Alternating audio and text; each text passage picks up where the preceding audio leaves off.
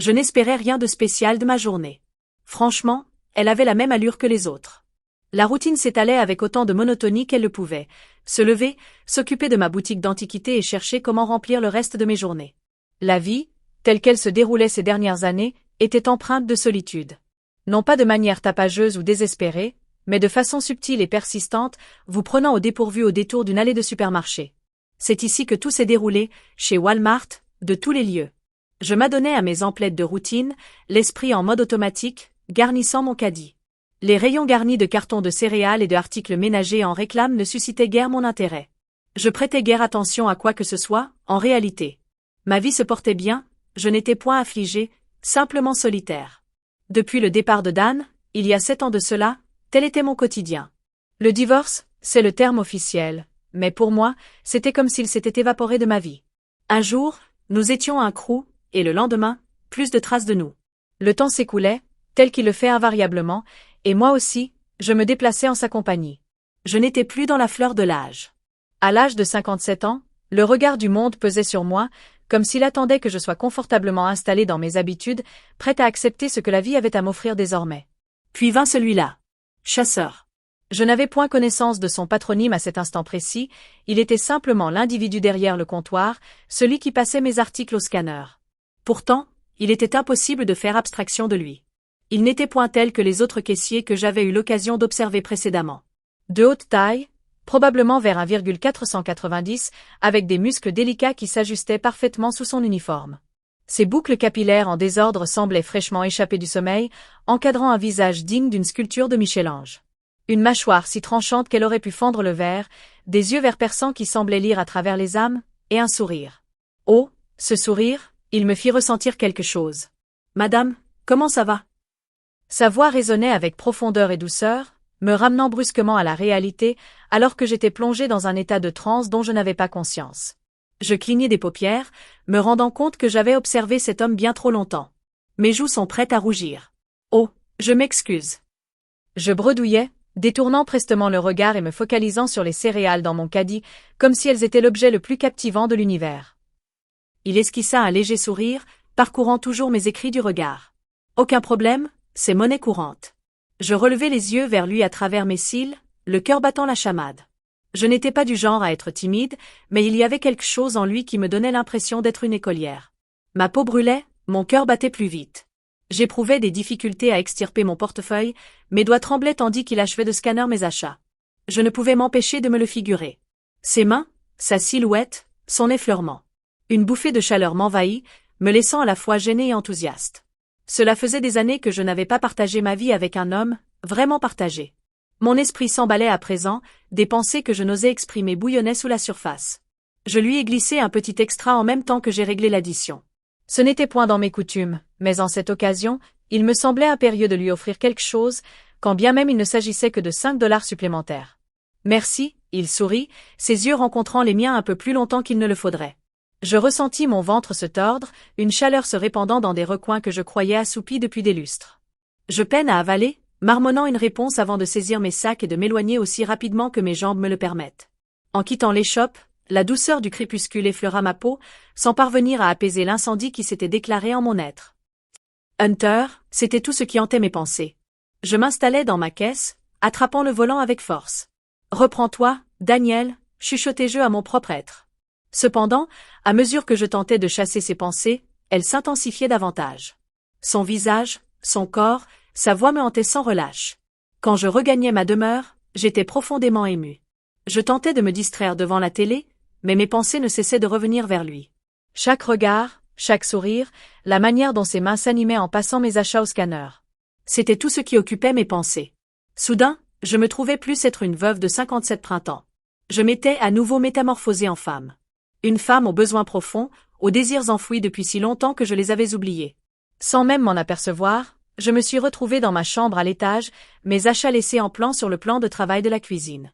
Étendue sur mon lit, le regard rivé au plafond, je sentais en moi une présence, une compagnie invisible. Le chasseur se tenait à mes côtés, en mon esprit. Je connaissais ce dont j'avais besoin. Cela faisait une éternité que je ne m'étais pas permis ce genre d'indulgence, mais ce soir, je m'en fichais. Je glissais un oreiller derrière ma tête et laissais mes mains descendre doucement, me laissant aller à l'illusion qu'elles étaient les siennes. Je méditais sur Hunter, ses prunelles émeraudes, ses membres graciles, sa gestuelle fluide derrière le bar.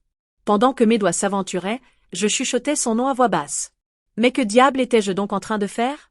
Cela ne me correspondait point du tout. J'étais une femme adulte, bon sang, pas une gamine. Mais à mesure que je m'efforçais de me convaincre que c'était répréhensible, plus le désir s'intensifiait en moi. Je le convoitais ardemment, lui. Cette nuit-là, je n'ai presque pas fermé l'œil. À chaque clignement de paupières, son visage se dessinait, sa voix résonnait, son contact se faisait ressentir. Cela devenait obsédant, presque insoutenable. Je m'adonnais à mes emplettes 2 fois par mois, sans nécessité d'y retourner plus fréquemment. Tout à coup, je me mis à chercher des justifications. J'avais besoin d'eux, ou peut-être de fruits frais, d'un nouveau paquet de café ou de déterge. Peu importe, peu importe. Ainsi, cela me ramenait à ce comptoir. Les jours s'écoulaient dans une brume, et chaque escapade au Walmart devenait le clou de ma semaine. Cette obsession pour un garçon 2 fois plus jeune que moi, c'était vraiment ridicule. Mais cela m'importait peu. La présence de Hunter ravivait en moi une sensation de vie. Juste à le croiser, à converser avec lui, à partager ses sourires fugaces, tout cela éveillait en moi une sensation oubliée depuis bien des années. Et un jour, tout bascula. C'était en fin d'après-midi, à la clôture d'une journée tranquille à la boutique d'antiquités. J'avais décidé de ne pas me rendre au Walmart ce jour-là. Je n'avais réellement besoin de rien. Mais vers 16 heures, mes mains se mirent à me démanger, sans même m'en apercevoir, je me retrouvai au volant de ma voiture, filant en direction du magasin. En pénétrant dans le magasin, mon cœur s'emballa légèrement en l'apercevant à la caisse, au loin. Le magasin se trouvait presque désert, avec seulement quelques clients qui faisaient leurs emplettes. Je déambulais entre les étagères, saisissant des objets au hasard, simplement pour légitimer ma venue. Je ne pouvais m'empêcher de lui lancer des regards. Ce soir-là, Hunter était d'une beauté singulière. Ses boucles paraissaient légèrement plus échevelées, comme si ses mains les avaient parcourues, et son corps svelte se mouvait avec une grâce innée. Le t-shirt qu'il arborait s'ajustait parfaitement à sa silhouette, mettant en valeur la définition de son torse et de ses bras. Lorsque j'atteignis enfin la caisse, le magasin était presque vide. Je posai mes écrits sur le tapis. Des bananes, un paquet de chips et une autre bouteille de vin, tentant de rester cool alors qu'il les passait à la caisse. À chaque contact de ses mains avec les articles, je sentais cette chaleur familière m'envahir. Lorsqu'il me remit le ticket de caisse, je remarquai qu'il jetait un œil à l'horloge accrochée au mur derrière ma caisse. Il referma le tiroir avec un claquement sec et laissa échapper un léger soupir de soulagement. « Tu es ma dernière cliente », sourit-il, sa voix empreinte de chaleur et de familiarité. « Je vais enfin pouvoir m'éclipser. » Je faisais signe de la tête, mon cœur tambourinant dans ma poitrine, une étrange excitation m'envahissant. Quelque chose s'éveillait en moi, une idée audacieuse prenant vie avant même que je n'en prenne conscience. Pendant que Hunter ramassait ses affaires et se dirigeait vers la sortie, je le suivis en faisant mine de chercher quelque chose dans mon sac. C'était mon opportunité. À l'extérieur, le firmament s'était obscurci, les réverbères s'illuminant en émettant un léger vrombissement. Pendant qu'Hunter se dirigeait vers le parking, ses clés tintinabulaient dans sa paume, je le suivais de loin, examinant les files de voitures jusqu'à ce que je repère la mienne. Sans la moindre hésitation, je me suis penché sur le capot et je l'ai ouvert, feignant d'examiner le moteur. Hunter se tenait à quelques pas de moi lorsque je chuchotai suffisamment fort pour qu'il puisse m'entendre. Ce foutu machin qui refuse de démarrer. Il ralentit, jetant un œil par-dessus son épaule, exactement comme je l'avais espéré. « Comment vous portez-vous, madame ?» fit-il, sa voix résonnant d'une authentique préoccupation. Je me retournai, jouant la comédie de la contrariété. Il s'agit de mon véhicule. Elle a joué les troubles fêtes toute la semaine, et là, elle refuse carrément de démarrer. Je croisai mes bras, soufflant avec exaspération. Le chasseur pencha la tête, plissant les sourcils. « Vous souhaitez que je jette un coup d'œil ?»« Oui, je vous prie, répliquai-je. Je vous en saurai gré. » Il s'avança, sa présence presque écrasante même dans ce vaste parking.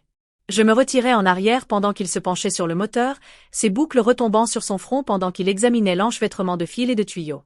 Je le contemplais sans gêne, appréciant la manière dont ses muscles se mouvaient sous son t-shirt. Après un instant, il se redressa, essuyant ses mains sur sa jambe. Je connais une personne qui saurait la remorquer et la remettre en état. Aucun problème. Je laissai échapper un soupir léger empreint de soulagement. Merci, Hunter. Je ne savais point quelle direction prendre. Son sourire illumina le monde, je te promets que tout parut soudain plus brillant. Si vous le souhaitez, je peux vous reconduire chez vous, offrit-il. Je me suis stationné juste là. Les mots se sont échappés de ma bouche avant que je puisse les retenir. Ce serait tout bonnement fabuleux. Il me mena jusqu'à sa bagnole, une berline noire nickel avec des fauteuils en cuir, et m'ouvrit la portière côté passager. Je m'installai, sentant le cuir se mêler délicatement à son parfum qui emplissait l'air. Cela était véritablement enivrant. Alors qu'il était au volant, la discussion était fluide, ponctuée de brefs échanges sur la météo, son boulot et ma boutique d'antiquités. Pourtant, mon esprit divaguait, virevoltant parmi des pensées, des potentialités et des envies que j'avais reléguées depuis trop longtemps. Quand nous sommes arrivés dans mon allée, je me suis retourné vers lui, le cœur battant à tout rompre. Souhaiteriez-vous pénétrer pour savourer un breuvage? Et je demande, tentant de conserver une attitude décontractée malgré la tempête d'émotions qui grondait en mon sein. Hunter marqua une brève pause, les mains toujours posées sur le volant, puis il esquissa ce sourire décontracté qui avait le don de faire chanceler mes genoux. Et pourquoi donc pas? Nous sommes rentrés chez moi et je lui ai montré le salon. Faites comme si vous étiez chez vous.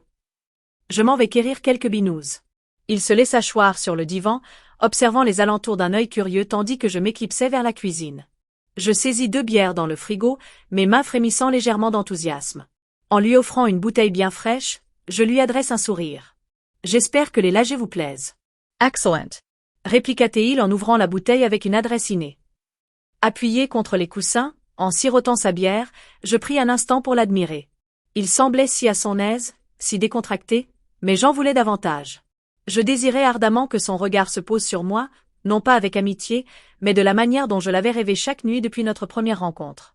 Je m'excusai et me retirai dans ma piaule, la binouse encore fraîche dans ma pogne. Sous la lueur douce qui baigne ma chambre, je me tiens face au miroir, mordillant ma lèvre, songeant à ma prochaine démarche. Je retirai mes habits et saisis un peignoir en soie, celui qui mettait en valeur mes formes de la meilleure façon, laissant juste ce qu'il faut à deviner. Ce n'était pas franchement modeste, mais ce n'était pas la modestie que je cherchais ce soir. Je laissai le tissu glisser sur mes épaules et attacher la ceinture sans trop serrer, laissant le peignoir s'entr'ouvrir subtilement pour laisser deviner ce qu'il dissimulait. En regagnant le salon, je trouvai Hunter en train de siroter sa bière, les yeux rivés sur la télévision. Je me suis promené dans la pièce avec nonchalance, faisant semblant de ne pas le remarquer au début. Où diable se cache cette foutue télécommande? Chuchotai-je en me penchant doucement pour la chercher sous la table basse. Le peignoir glissa légèrement alors que je farfouillais dans le bazar. D'un œil en coin, j'aperçus Hunter jeter un regard furtif vers moi, une éillade rapide mais assez pour faire battre plus fort mon cœur. Je me redressai, tenant la télécommande, et lui lançai un sourire malicieux. La voici. Il émit un léger raclement de gorge, manifestement gêné, et se tortilla légèrement sur sa chaise. Charmante demeure, fit-il. Je vous suis reconnaissant. Je répliquai en prenant place à ses côtés sur le divan. Je veillais à m'installer juste à côté, assez proche pour que nos jambes se touchent. Alors, je reprenais d'un ton léger, est-ce que vous continuez à assister les dames âgées avec leur voiture? Hunter esquissa un léger rire, glissant sa main dans ses boucles. Seulement celle qui me gratifie d'un généreux pourboire. Ce n'était qu'une plaisanterie, blagua-t-il. Je ris, un éclat de rire authentique, bien au-delà de mes attentes. Oh mon Dieu! Il était charmant, et pour la première fois depuis un bon moment, je me sentais attirante. Comme si, peut-être, ce beau jeune homme me percevait différemment, loin de l'image d'une femme vieillissante. Nous avons savouré nos bières dans un silence pesant, à la fois apaisant et tendu. Une ascension lente, un feu subtil de quelque chose de périlleux et de palpitant prenait place entre nous, et je n'avais nullement l'intention de laisser filer cette opportunité. Le chasseur se déplaça légèrement à mes côtés, sa cuisse effleurant de nouveau la mienne. Pourtant, cette fois, il resta à proximité. Je me suis retourné vers lui, le cœur battant la chamade, et lui ai offert un sourire. Merci pour la balade, Hunter, chuchotai-je, laissant ma main effleurer doucement son bras. Cela faisait un moment que je n'avais pas eu de visite. Son regard se fixa sur moi, et l'espace d'un instant, tout sembla suspendu. Pas de souci, chuchota-t-il, sa voix feutrée et hésitante. Et là, je compris que c'était mon opportunité. Les prunelles de Hunter demeuraient fixées sur ma personne, empreintes d'une certaine hésitation, mais teintées de curiosité. Mon cœur tambourinait si fort que j'aurais pu l'entendre résonner dans mes tympans. Doucement, je laissai ma main descendre le long de son bras avec une intention calculée. Je notais que sa respiration s'emballait légèrement, juste assez pour comprendre qu'il était affecté. Il se déplaça sur le divan, et je m'inclinai un peu plus près, laissant mon peignoir de soie glisser légèrement. « Tu n'as pas à t'en aller tout de suite », murmurai-je, ma voix à peine perceptible. Hunter avala bruyamment sa salive, remuant légèrement alors qu'il me fixait avec ce mélange d'anxiété et d'admiration dans le regard. Dans ses prunelles se lisait une incertitude, un dilemme entre la raison et l'intuition, entre le devoir et ses envies. Et Dieu sait, j'espérais ardemment qu'il me désirait. Daniel, débuta-t-il, mais je déposai délicatement un doigt sur ses lèvres, le faisant taire. Reste encore un peu plus longtemps, chuchotai-je avec un sourire doux. Lorsque j'ai retiré ma main, il est resté immobile. Il demeura là, me fixant, en attente. Je saisis sa bière et la déposai délicatement sur la table basse avant de m'approcher davantage. Mon cœur tambourinait si fort que j'avais l'impression d'entendre un vrombissement dans mes esgourdes. Je fus enveloppé par son parfum, une fusion de pain frais, de linge propre et d'une pointe de familiarité, peut-être l'arôme du foyer. Cela me donnait le vertige. Je tendis ma main et écartai délicatement une mèche de son front, laissant mes doigts linger un peu trop longtemps. Son souffle se fit plus court une fois de plus, cette fois, je perçus le changement dans son regard. Il n'était plus simplement nerveux, il était empli de curiosité. Envoie. Moi, j'en avais ma claque d'attendre. Je m'inclinai, caressant sa joue de mes lèvres, avec lenteur, intention, savourant la douceur de sa barbe. Il prit une dernière inspiration, puis rendit son dernier souffle. Et toute la tension se dissipa. Tu es d'une beauté si saisissante. Chukotaije. Ce ne fut point un mensonge. Il était tel un dieu grec parfait en tout point. Hunter inclina légèrement la tête et, tout à coup, nos visages se retrouvèrent à quelques centimètres l'un de l'autre. Je vacillai un bref moment, lui offrant l'opportunité de faire marche arrière, mais il n'en fit rien. Plutôt, il réduisait l'écart entre nous, reproduisant mes gestes comme si quelque chose en lui venait de se fissurer. Sa main vint se poser délicatement sur mon dos. Mon peignoir s'ouvrit un peu plus, mais je m'en fichais. Je désirais ardemment qu'il perçût ma véritable essence. Je désirais qu'il saisisse la profondeur de mes émotions. Je me reculai doucement, appuyant mon front contre le sien. Chasseur, cela fait une éternité que j'attends ce moment. Chuchotai-je, la voix frémissante d'émotion. Je souhaite que tu comprennes à quel point tu es important pour moi. Je veux éprouver cette intimité avec toi. Cela représentait toute l'incitation dont il avait besoin. Il m'enlaça délicatement avant de me hisser hors du divan. Nous étions absorbés l'un par l'autre. Dans la connexion, Hunter fit un pas en arrière, ses yeux plongeant dans les miens, comme pour vérifier une dernière fois que tout cela était bien réel. Alors, un tendre sourire aux lèvres, nous nous abandonnâmes à l'instant, totalement, entièrement. Le temps sembla s'évanouir après cela, le monde se réduisant à nous deux, enveloppés dans la chaleur de l'instant, absorbés l'un par l'autre. Et pour la première fois depuis des années, je me rendais compte que c'était précisément ce que j'espérais.